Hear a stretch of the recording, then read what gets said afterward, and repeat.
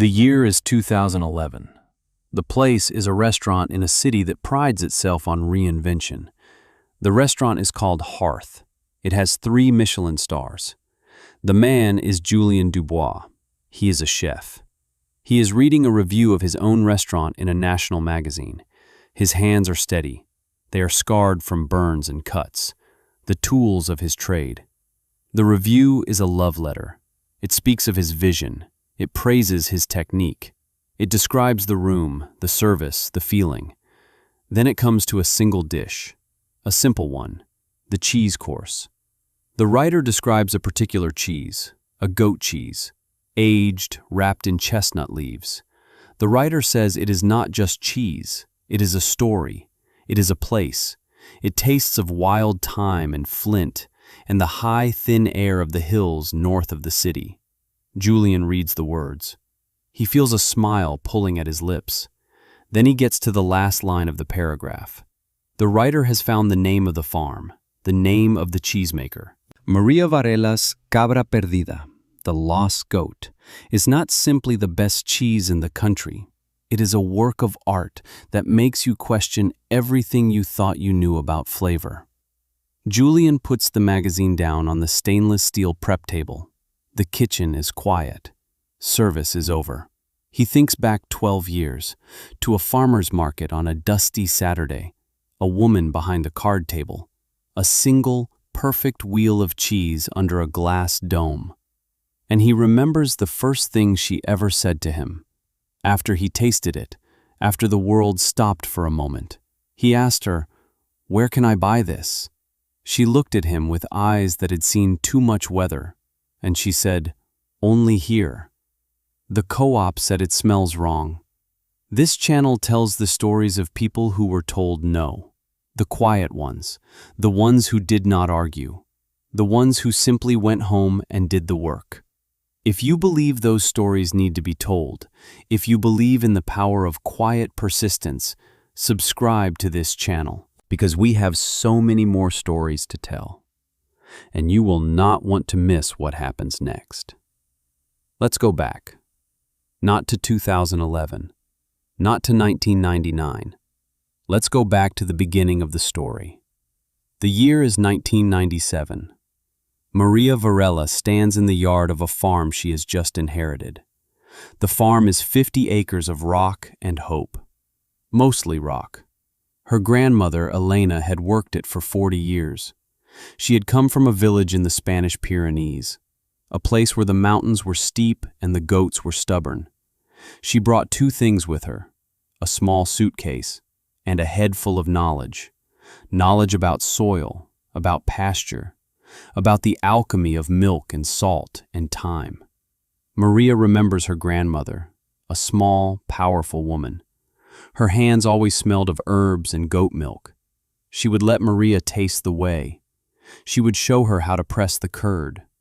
Her grandmother would tap the side of her own head. She would say, "They can take the land, the house, the money. They cannot take what is in here. This is yours forever." Now the farm is Maria's. Her grandmother is gone. The house is tired. The barn leans a little to the north. The fences are a suggestion, not a boundary. Maria left a good job in the city to come here. An office job. A cubicle with a view of another cubicle. Her parents thought she was crazy. Her friends thought it was a phase. A romantic, rustic phase. She would get tired of the mud and the silence. She would come back. Maria walks the property line. She feels the wind come down from the hills. It carries the scent of pine and dry earth. She has her grandmother's journals, bound in cracked leather, filled with spidery script, half in Spanish, half in English. There are recipes for cheese, but they are not just recipes. They are instructions for a way of life. Do not plant the clover until the moon is waxing. The goats must have access to the rocky hillside. It is good for their hooves and their spirit. The flavor of the milk is the flavor of the land. Do not try to change it.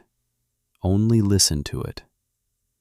Maria has 20 goats, descendants of her grandmother's original herd. They are tough, agile animals.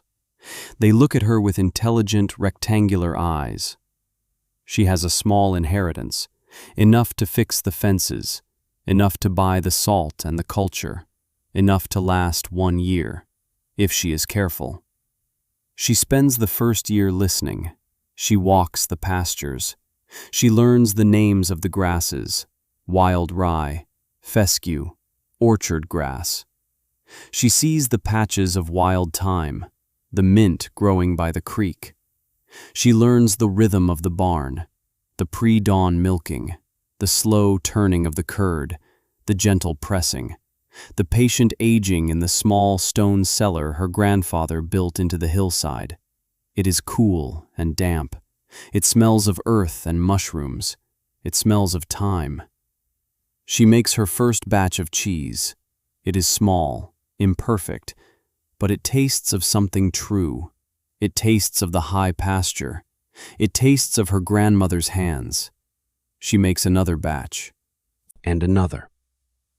By the spring of 1998, she has something she is proud of, something she believes in. The wheels are firm. The rind is a pale mottled gray. Inside, the paste is the color of old ivory.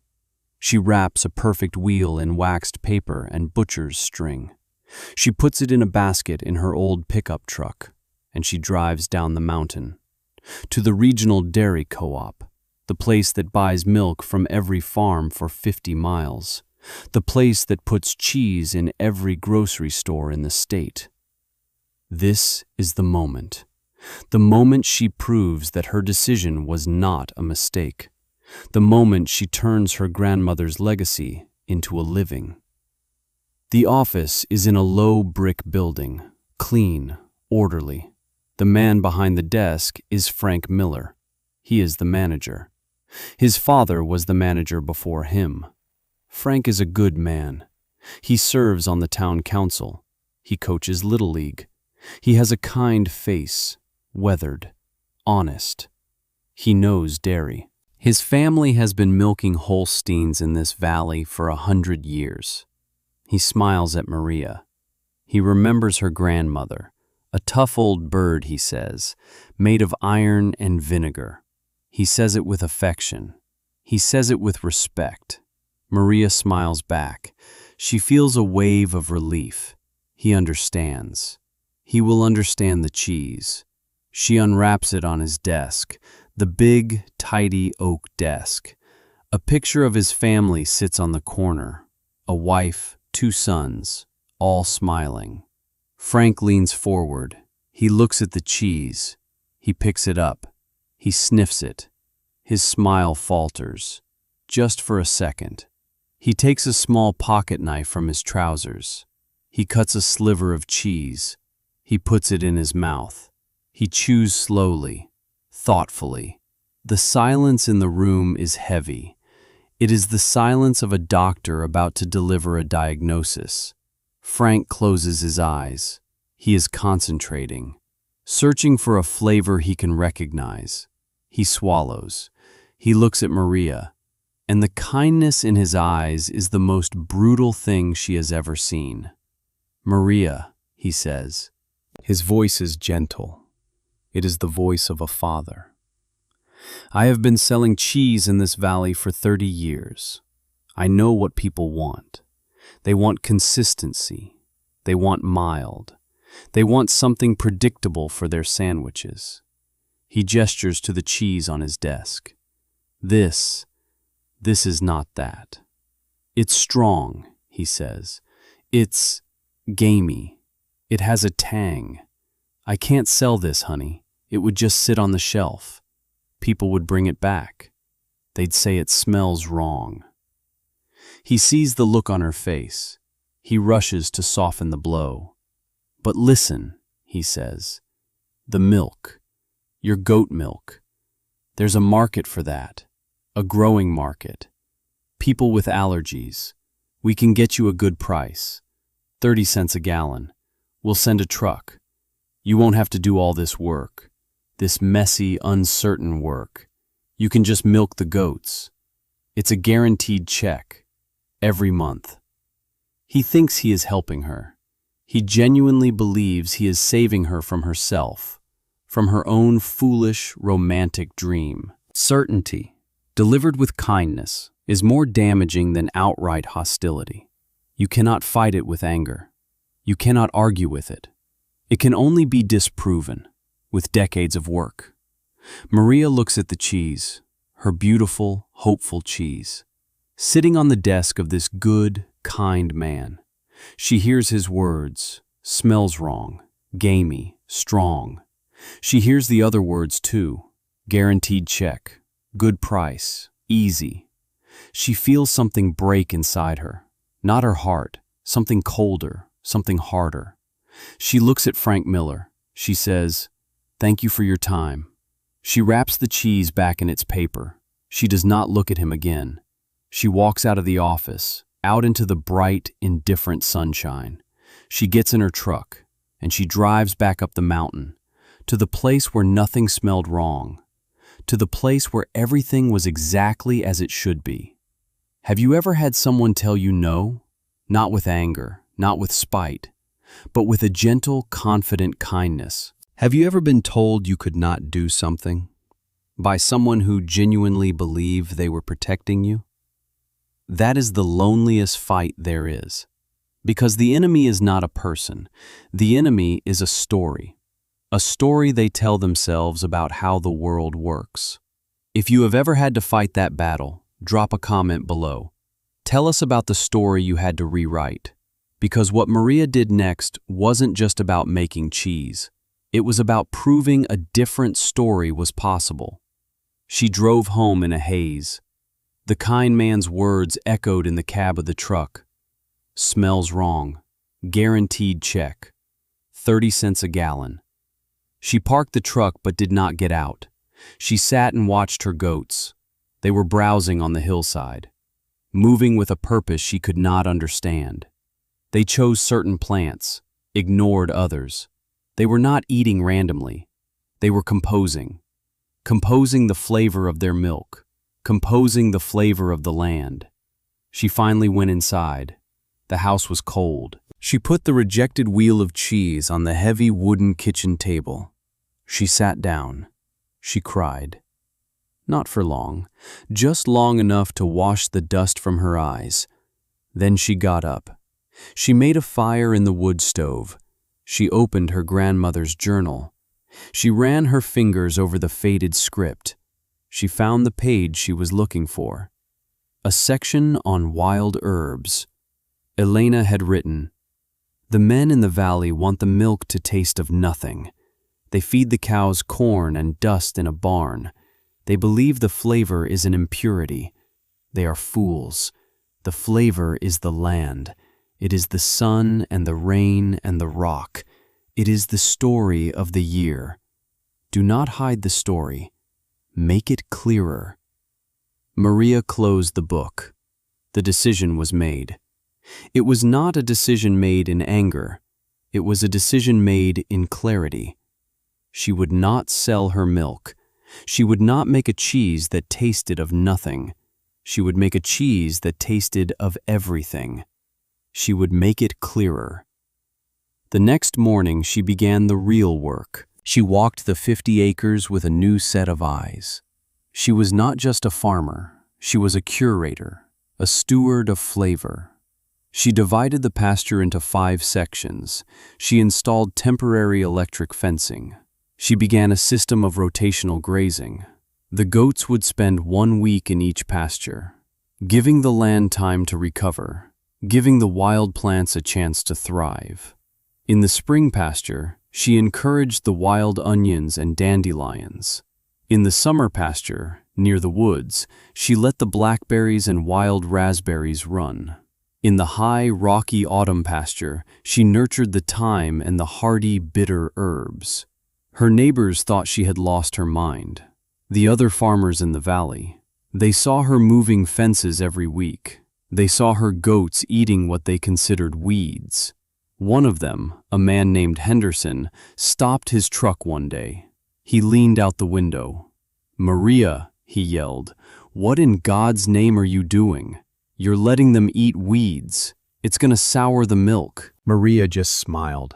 She waved. She did not explain. How could she explain that the weeds were the point? How could she explain that she wanted the milk to be sour? Not sour with spoilage, but sour with the taste of the earth. The community split. It was a quiet split, a split that happened over coffee cups at the diner, a split that happened over fences and at the feed store. Some saw a foolish woman, a city girl playing homesteader, running her grandmother's farm into the ground. They whispered about her. They took bets on how long she would last. Others saw something else. An older woman, Mrs. Gable, who had known Elena. She brought Maria a basket of apples one day. "Your grandmother would be proud," she said. She never listened to them either. Maria spent her days in the pasture, her nights in the creamery. She built a small, clean room in the barn, stainless steel table, a new copper pot bought with the last of her inheritance. She experimented. She kept notes, meticulous notes, in a new ledger, right next to her grandmother's. Date, pasture, weather, milk temperature, coagulation time. She tried different cultures, different salts, different aging techniques. She built new shelves in the cellar. She washed the rinds with brine, with local cider, with nothing at all. She was not just making cheese. She was conducting an orchestra of microbes and molecules. She was a scientist, an artist, a historian. A year passed. It was the spring of 1999. She had cheese. Dozens of wheels. Each one a variation on a theme, the theme of her land. Her 50 acres of rock and hope. She had no money left. The bank account was empty. The property tax bill was coming due. She knew Frank Miller and the co-op were not an option. She had to find a different path. She loaded her pickup truck. Not with one wheel of cheese, with 20. Each one labeled. Spring Pasture, Batch 1. Hillside, Batch 3. She drove to the city, to the biggest, most chaotic farmer's market she could find. She paid $20 for a spot, a small patch of asphalt between a woman selling jam and a man selling dog biscuits. She set up a card table. She put out a hand-painted sign, Varela Family Farmstead Cheese. She placed a single wheel under a glass dome. She cut a few samples, and she waited. People walked by. They glanced at her table. They saw the simple sign, the single product. They kept walking. They were looking for tomatoes, for corn, for cheap cheddar. Hours passed. The sun was hot. Maria felt a familiar despair creeping in. Maybe Frank was right. Maybe nobody wanted this. Then a man stopped. He was young, intense. He had dark, restless eyes. He looked at the cheese. Then he looked at Maria. "May I try?" he asked. His voice had a slight accent. French, maybe. Maria cut a thin slice. She handed it to him on the tip of her knife. He took it. He did not eat it right away. He held it. He warmed it between his thumb and forefinger. He brought it to his nose. He closed his eyes. He inhaled. A slow, deep breath. A small smile touched his lips. Then he ate it. He did not chew. He let it melt on his tongue. The world went quiet for him. The noise of the market faded away. The shouting, the music, the dogs, all gone. He was standing in a field. He could taste sunlight. He could taste stone. He could taste the stubborn, beautiful life of a place he had never been. He opened his eyes. He looked at Maria. A single tear tracked through the flour on his cheek. "My God," he said. "What is this?" "It's just cheese," Maria said. "No," he said. He was shaking his head. "This is not just cheese. This is a place. This is a memory. I am a chef. My name is Julien Dubois. I am opening a restaurant. I will buy all of it." He pointed to the wheels in her truck. "Everything you have, and everything you will make for the next year." Maria stared at him. She did not understand. "But I don't have a distributor," she said. "I don't have a license for wholesale." He waved his hand, dismissing her concerns. "I will handle that. Just make the cheese. Make this exact cheese. Don't change a thing." He asked her the price. She named a number that felt impossibly high, double what the fancy imported cheeses cost. He did not blink. He pulled out a checkbook. He wrote the check. It was for more money than Maria had ever seen in one place. She took it. Her hand was shaking. He looked at her, his eyes burning with intensity. "What do you call it?" he asked. She had not thought of a name. It was just cheese, her grandmother's cheese. I don't know," she stammered. He smiled, a wide, brilliant smile. "We will call it Le Terroir de Maria, the taste of Maria's land." He handed her his card, and then he was gone, lost in the crowd. Maria stood at her table, the check in her hand, the afternoon sun on her face. She looked at the empty space where her 20 wheels of cheese had been. She looked at the check. Then she started to laugh. A deep, rolling laugh that started in her belly and filled the empty market stall. The jam lady looked over, annoyed. The dog biscuit man stared. Maria did not care. She had been wrong. Frank Miller had been wrong. The story was not over. It was just beginning. Let me tell you about the next 12 years. Because this is where the story of one woman and her goats becomes something bigger. It becomes the story of a new kind of food, a new kind of economy.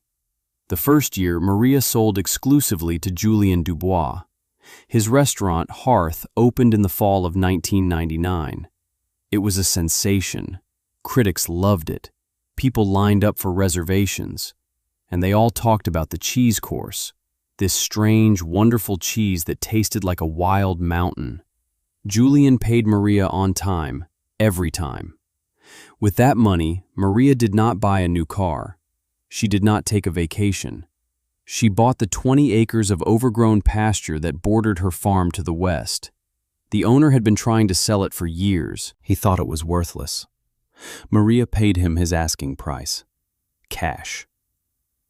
By 2001, the waiting list for Julien's restaurant was 6 months long. A food magazine wrote a profile of him. He talked about his philosophy, farm to table, knowing your farmer. He mentioned Maria by name. He called her his secret weapon. That year, Maria's phone started ringing. Other chefs, from other cities. They wanted her cheese. She said no. She told them she was sold out. She used the money from Julien to buy another 30 acres, the hillside parcel that connected her land to the state forest. It was steep, rocky, unfarmable by conventional standards, perfect for her goats. She paid cash. By 2003, Le Terroir de Maria was a whisper in the culinary world, a legend, a myth. Some chefs claimed to have tasted it. Others claimed it didn't exist. Maria hired her first employee, a young woman from the town who was saving for college. Together, they expanded the herd. They built a new, state-of-the-art creamery, designed by Maria herself. It used gravity to move the milk. It was cooled by geothermal pipes. It was a perfect marriage of old-world knowledge and modern technology. That year, she bought a new tractor, a John Deere 5075E. She paid cash. From a distance, Frank Miller watched. He drove past her farm on his way to the co-op. He saw the new fences go up. He saw the herd of goats grow. He saw the new barn being built. He saw the delivery trucks with the names of fancy restaurants on the side. He heard the talk at the Grange. He heard the prices she was getting. 5 times what his best Holstein farms were getting for their milk. 10 times. He felt something he couldn't quite name. It wasn't anger. It wasn't jealousy. It was confusion. The world he knew, the world of bulk commodities and guaranteed checks, was shifting under his feet. He had told her the cheese smelled wrong, but it seemed the whole world was starting to love that smell. By 2007, Maria was no longer just a cheesemaker. She was a brand. A small, exclusive, powerful brand. She bought the 50-acre parcel across the road, the one with the good southern exposure. She didn't need it for her goats. She planted it with chestnut trees, the same kind her grandmother had known in Spain, for wrapping the cheese. She paid cash. In 2009, a winemaker from California visited her. He tasted her cheese. He tasted the different batches from the different pastures. He said, "You are not a farmer. You are a vigneron, a winemaker of cheese. Your pastures are your vineyards. Your goats are your grapes." He helped her develop a name for the cheese that Julian had mythologized. She called it Cabra Perdida, the lost goat, in honor of the one that got away from the co-op. In 2011, Hearth earned its 3rd Michelin star. The review was published. The name of her cheese, her real name, was printed for the world to see. The secret was out. The phone did not stop ringing for a week. Chefs, distributors, exporters from Japan and France. The grocery chain that supplied the entire region. The same chain that bought its cheese from Frank Miller's co-op. They all wanted Cabra Perdida. They all wanted a piece of the story. Maria sat at her kitchen table, the same table where she had cried over her rejected cheese 12 years earlier. She looked at her grandmother's journal. She looked at her own ledgers, page after page of numbers, of pastures, of successes and failures. She had done it. She had proven the kind man wrong. She had rewritten the story. But the story wasn't finished yet, because that's not the end of the story. What happened next changed everything. The phone call came on a Tuesday. It was from the co-op. It wasn't Frank Miller. It was his son, David. Maria remembered him as a boy, playing shortstop on the Little League team his father coached. Now his voice was low, strained. He asked if he could come see her. He said it was important. She arrived an hour later. He drove a sensible sedan, not a pickup truck. He wore a pressed shirt. He had his father's eyes, but none of his father's certainty. Maria met him on the porch. They sat in the same wicker chairs where her grandmother used to sit. David looked out at the pastures, at the healthy, thriving land. He looked at the new barn, the clean fences. He cleared his throat. "Mrs. Varela," he began. "Maria," she corrected him, gently. "Maria." He started again. "I'm here because, well, the co-op is in trouble." He explained it all. The big grocery chains were squeezing them on price. Their farmers were going out of business. The price of milk was lower than it had been in 20 years. They were drowning. "My father," he said, "built this business on volume, on being the biggest, on being the most efficient. He never thought that could fail." He paused. He was struggling to find the words. "We want to start a new program, an artisan program, featuring local, high-quality products. Like yours. We want to sell your cheese." He said it like he was offering her the keys to the kingdom. The silence stretched out. The only sound was the wind in the chestnut trees. Maria looked at this young man, this son of the man who had told her she would fail. She felt a flicker of something, not triumph, not revenge, something sadder, something heavier. "Your father told me no one would ever buy this cheese," she said. Her voice was quiet, factual. "He told me it smelled wrong. He told me I should sell my milk for 30 cents a gallon so I could have a guaranteed check." David flinched. He had heard this story. "I know," he said. "He was wrong. We were all wrong." Maria stood up. She walked to the edge of the porch. She looked out at the land she had healed, the land that had healed her. She turned back to him. "Proving someone wrong who thinks they're being kind is the loneliest work there is. It doesn't make you feel strong. It makes you feel separate. For 12 years I have been separate. Now you come here and you want to bring me back in. Because you are in trouble. Because my story is now useful to you." David had the decency to look ashamed. "Yes," he said, "that's about the size of it." Maria went inside. She came back with 2 glasses and a small wheel of cheese, the one she had named Cabra Perdida. She cut 2 pieces. She handed one to David. "Tell me," she said, "what do you think it's worth? Not in dollars, in years, in work, in listening." David looked at the cheese in his hand. He looked at Maria. He saw the years in the lines around her eyes. He saw the work in the strength of her hands. He tasted the cheese. And for the first time, he understood. He understood the story. "I think," he said slowly, "that it's priceless. And I think we are too late." Maria smiled, a real smile. "No," she said, "you are not too late. You are just in time to learn something new." She did not sell her cheese to the co-op. She did something better. She created the Hillside Artisans Guild. She found the other ones, the other farmers who were doing things differently. The man growing heirloom tomatoes, the woman raising heritage pigs, the young couple baking bread in a wood-fired oven. The ones who had been told their products were too niche, too strange, too expensive. She brought them together. She taught them what she had learned, about branding, about distribution, about telling a story. She used her connections, her reputation, to build a new system.